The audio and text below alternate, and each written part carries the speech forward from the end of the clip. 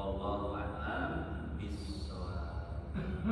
Hadirin hadirat yang dimuliakan Allah, itu saja yang dapat saya sampaikan pada kesempatan kali ini. Seperti biasa, sebelum ditutup, barangkali ada yang ingin bertanya, disilakan.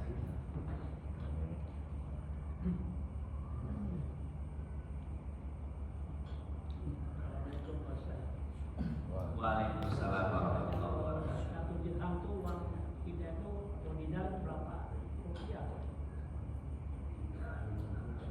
Satu dirham berapa rupiah? Ada yang mau bantu saya cari di Google? Kalau satu dinar itu koin emas kecil, beratnya itu 4 gram. 1 gram berapa duit? 2 juta. Berarti satu dinar itu 8 juta. Segini padahal. 1 dinar 8 juta rupiah. Nah sekarang dirham. Jadi dinar itu koin emas, kalau dirham koin perak. Dia berada di bawah dinar. Kalau dirham saya nggak tahu. Coba bisa cari di Google ya. 4.439. 1 dinar 4.000. 1 dirham. 1 dirham.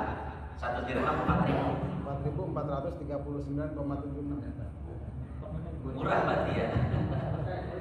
Iya. Itu dirham mana itu? Uni Emirat Arab. Dirham Uni Emirat Arab, Dubai. 4.500. 4.500. 4.500 berarti. Baik. Iya. Dinar lebih mahal dari dirham.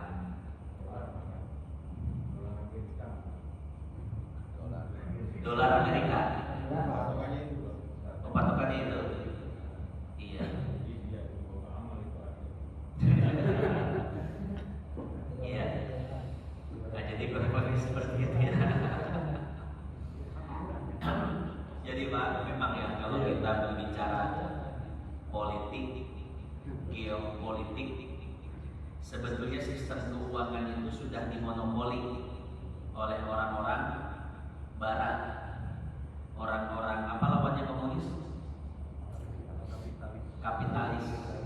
Jadi memang sudah dimonopoli oleh kapitalis. Agar Amerika bisa menguasai ekonomi dunia, maka dia menjadikan petrodolar sebagai patokan uang dunia, petrodolar. Jadi standarnya itu dolar. Sebagian pemimpin dunia nggak setuju dan ingin mengembalikan standar uang ke standar emas. Cuma setiap pemimpin dunia yang ingin mengembalikan uang ke standar emas pasti mati, Pak. Seperti siapa? Muammar Gaddafi, betul ya? Muammar Gaddafi itu ingin mengembalikan standar uang dunia ke emas. Kenapa? Karena kalau uang standarnya emas, Pak, nggak ada istilah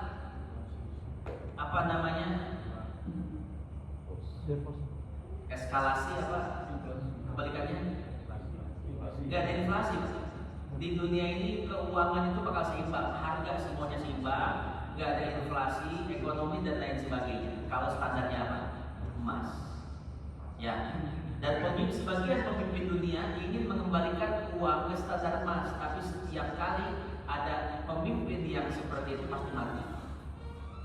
Muammar Gaddafi mati, ya meninggal dunia. Sebelumnya itu diimajinkan beliau sebagai diktator, biar rakyatnya itu kudeta, akhirnya mati sama rakyatnya sendiri.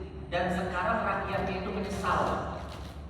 Dulu ketika Gaddafi memimpin, masya Allah, kesehatan gratis, pendidikan gratis, yang mau nikah Pak disubsidi sama negara.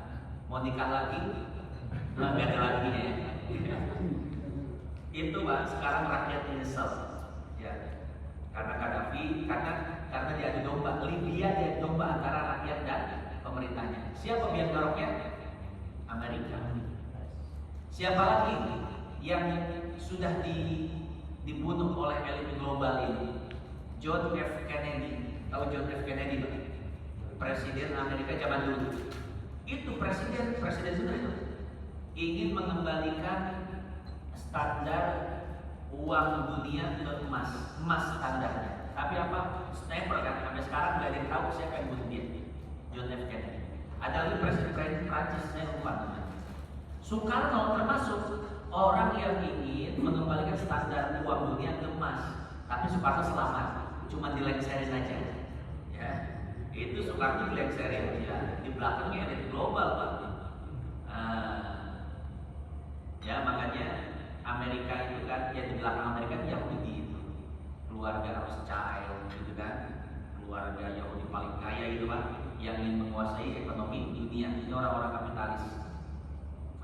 Nah itu jadi seperti itu ya, makanya standarnya apa? Petro dolar. Ada perjanjian apa? Wooden itu apa itu perjanjian itu? Saya punya teman bikin disertasi tentang Kordun Hasan. Artinya apa? Menjadikan emas sebagai standar harga. Dia melakukan penelitian, andai emas dijadikan standar harga Pak, maka harga kambing di zaman Rasul dan harga kambing di zaman sekarang itu masih tetap sama.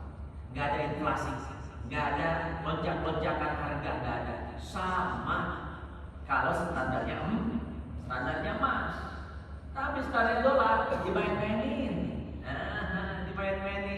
ingin merusak negara yang dia tidak suka gampang, tinggal dimainkan dolarnya. Seperti itu, ya. Makanya ini yang disebut dengan di akhir zaman itu ada Dajjal, yang surga seolah-olah neraka, yang neraka seolah-olah surga. Ada apa? Yang ikut Amerika, negara yang tunduk sama Amerika, lihat Pak, subur, betul ya? Nggak diganggu, nggak ada peperangan, betul ya? Yang nurut sama Amerika Yahudi. Tapi negara yang berusaha menentang Amerika Yahudi hancur, betul nggak? Nah, negara yang subur itu, yang nurut dengan sistem Amerika Yahudi kapitalis, seolah-olah kan surga, padahal neraka, betul ya Pak? Neraka, dosa besar di akhiratnya harus dipertanggungjawabkan. Tapi negara-negara yang tidak mau tunduk pada sistem mereka, apa yang terjadi? Hancur seperti neraka. Bayangkan Pak, negara Irak, negara Suriah, negara Lebanon, negara Palestina, Libya yang tidak mau tunduk pada Barat, kepada Amerika, hancur. Betul kan? Ya, jadi kalau kita melihat fenomena seperti ini, sebenarnya kita ingin menafsirkan Dajjal itu sistem, betul kan? Yang mengikuti sistem Amerika, tunduk kepada Amerika Yahudi, maka lihat negaranya aman, bagus gitu ya. Tapi nggak tunduk, siap-siap dihancurkan, dihancurkan ekonominya, karakter pemimpinnya, ini itu dan lain sebagainya, betul ya? Tuh. Cuman sekarang Yahudi udah punya harapan yang Amerika. Sekarang akan didirikan Pax Judaica, negara Israel Raya. Israel Raya sekarang sedang dijadikan kongres, ya, sedang didirikan. Yang di sekitarnya harus dikuasai, Irak, Suriah. Makanya dibikin ISIS. ISIS itu untuk menghancurkan Irak dan Suriah atas nama Islam. Padahal Yahudi itu di atasnya. Ya, dikuasai sekitarnya agar menjadi negara persemakmuran Israel. Nanti kalau sudah jadi Pax Judaica, negara Israel Raya, negara superpower yang pindah, bukan Amerika lagi, nanti Israel. Semua akan diatur oleh Israel. Salah satu program mereka New World Order, tatanan dunia baru. Yang ada di dunia ini cuma boleh 500 juta orang. Sisanya harus dimatikan semua. Sekarang manusia 7 miliar, berarti 6,5 miliar kudu dimatiin semua. Gimana caranya? Pinter mereka, nggak pakai peperangan. Kalau pakai peperangan mereka diserang sama seluruh dunia. Ya pakai, tahu sendirilah, saya nggak mau ngomong direkam soalnya. Ya pakai ini, alasannya buat kesehatan, pakai ini, nanti pakai chip, ditanamin di chip-chip bapak tuh, ada chip-chip segala macam, wah semua macam-macam nanti. Hati-hati Pak ya. Nah, jadi seperti itu. Kita kalau nggak tahu politik jahat seperti itu Pak, hidup enak-enak aja. Nah, tapi kalau tahu rencana-rencana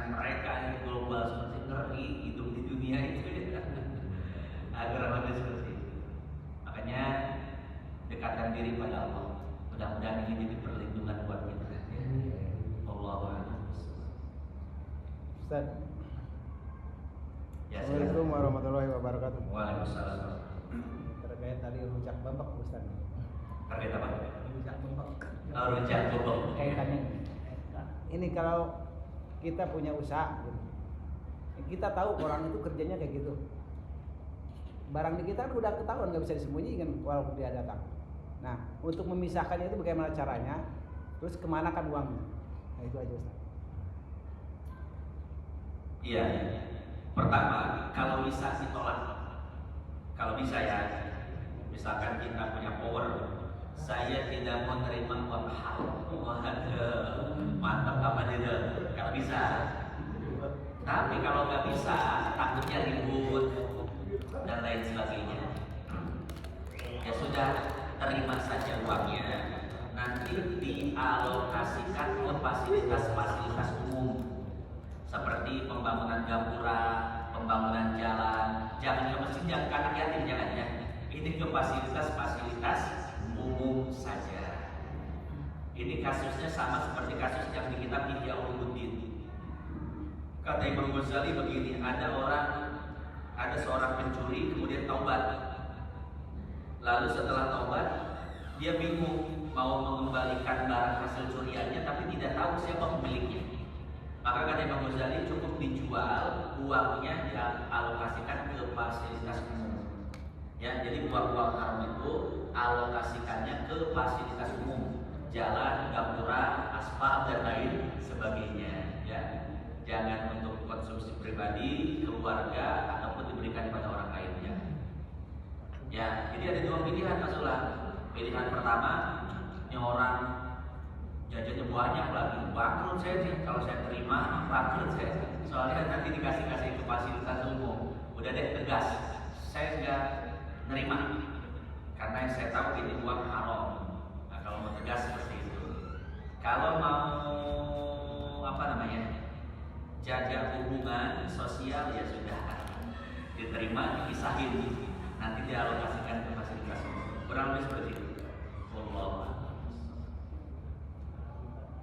Ya. Assalamualaikum warahmatullahi wabarakatuh. Waalaikumsalam warahmatullahi wabarakatuh. Banyak kan tentang masyarakat itu kan ada kebiasaan gitu, tetangganya hajatan, ada terus diundang gitu, atau datang gitu. Hajatan kita diundang. Tidak diundang tetangganya. Diundang? Oh, tidak diundang. Ya, mungkin udah ada kebiasaan gitu, jadi datang aja gitu. Untuk dimakan seharian gimana kan? Subhan apa gimana itu makanannya gitu. Oh iya. Ada lagi lah masalah mungkin kalau apa orang kontraksi gitu hari ini padahal lahirnya besok gitu. Untuk sholatnya itu gimana? Apa tetap wajib waktu kemarin itu atau kodo? Perempuan kontraksi hari ini terus Lahirnya besok. lahirannya besok. Sholatnya bagaimana gitu ya? Nanti aja kodo atau wajib pada waktu itu juga begitu ya? Ya, ada dua pertanyaan. Pertama, menjadi satu adat kebiasaan di satu kampung ketika ada hajatan tidak usah diundang gitu ya? Pasti datang sendiri gitu. Iya, teman-teman. Iya. Nah, kalau itu sudah jadi adat tradisi maka boleh datang. Dalam kaidah fikih disebutkan al-adah muhakkamah. Ya, tradisi itu bisa dianggap sebagai hukum. Ya, artinya kalau memang itu sudah jadi tradisi orang-orang sana tanpa diundang pun pasti datang. Maka khusus untuk orang yang berada di tempat tersebut, dia wajib datang ke tempat tersebut walaupun tidak diundang. Ya. Cuman dengan catatannya wajib datang ketika diundang, dengan catatan di tempat undangannya itu tidak ada unsur-unsur maksiat. Kalau ada unsur maksiat, maka tidak wajib untuk datang ke tempat undangan. Misalkan ada orang hajatan pernikahan, kemudian kita diundang, Pak. Pertanyaannya, wajib nggak kita datang? Wajib, Pak. Jadi ketika ada undangan, entah undangan resepsi pernikahan, sunatan dan lain sebagainya, wajib kita datang. Ya. Tapi dengan syarat, jika di tempat tersebut tidak ada unsur maksiatnya, hiburan yang islami, kemudian pakaian perempuannya rapi-rapi atau laki-laki perempuan dipisah. Ya, kalau laki-laki perempuan dipisah, kemudian hiburannya hiburan islami, maka kita wajib datang karena tidak ada unsur maksiat. Tapi kalau seandainya ada unsur maksiatnya seperti apa? Hiburannya dangdut, sindirnya itu, ya, atau campur, maka tidak wajib datang. Ya, makanya saya kalau diundang di acara pernikahan atau saya jarang datang, Pak. Kenapa? Ya karena di kita kan yang namanya resepsi pernikahan, Pak, laki-laki perempuan campur, perempuan bagaimana dandanannya, pakai kerudung di leher nyangkutnya, dada kemana-mana, kemudian mohon maaf, bokong juga jelas begitu ya, kelihatan. Kemudian yang lebih menggoda laki-laki sebetulnya bukan dada sama bokong, tapi ininya apa? Iya, pinggulnya. Biasanya perempuan pakai baju ketat kan? Kalau lagi di resepsi pernikahan, ketat-ketat kan? Dadanya, bokongnya, pinggulnya, itu kan maksiat kan? Ya, kata Nabi apa dalam Sahih Muslim? Ada dua orang yang jangankan masuk surga, mencium bau surga pun tidak Allah izinkan. Siapakah di antara dua orang ini? Salah satunya adalah nisaun kasiyatun ariyatun ru'usuhunna ka'aslimatil muhtil ma'ilah. Perempuan yang berpakaian tapi telanjang, pakai kerudung, pakai gamis, tapi kerudungnya pendek, gamisnya ketat. Itu yang dimaksud dengan berpakaian tapi telanjang.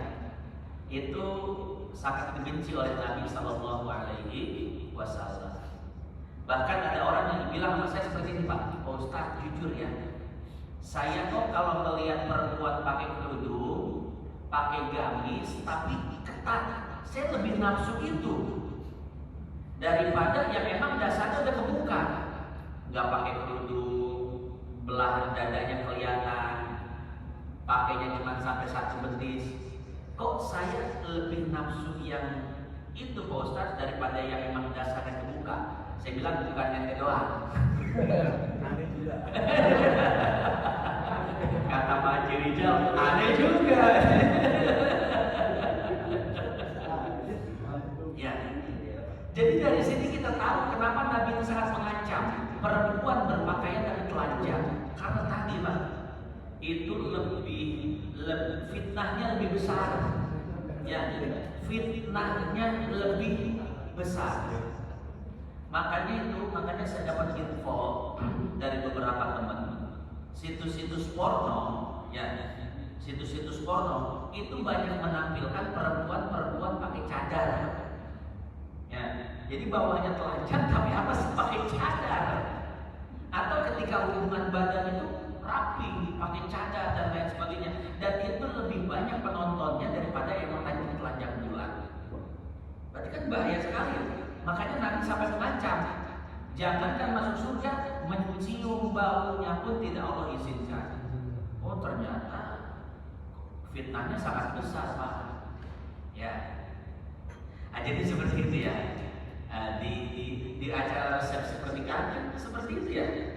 Seperti itu, makanya saya jarang datang kecuali memang yang udah deket banget sama saya datang. Kalau nggak datang nggak enak, saya paksain saya datang gitu. Nah, jadi seperti itu ya. Pertama seperti itu hukumnya. Yang kedua tadi masalah. Oh iya, ya. Jadi para ulama mengatakan selama kesadaran kita masih ada, selama itu pula kita wajib menjalankan sholat. Ya, mau dalam keadaan sakit, mau dalam keadaan apapun, selama nggak meninggal, selama nggak pingsan, selama tidak gila, wajib menjalankan sholat. Termasuk saat kontraksi tadi.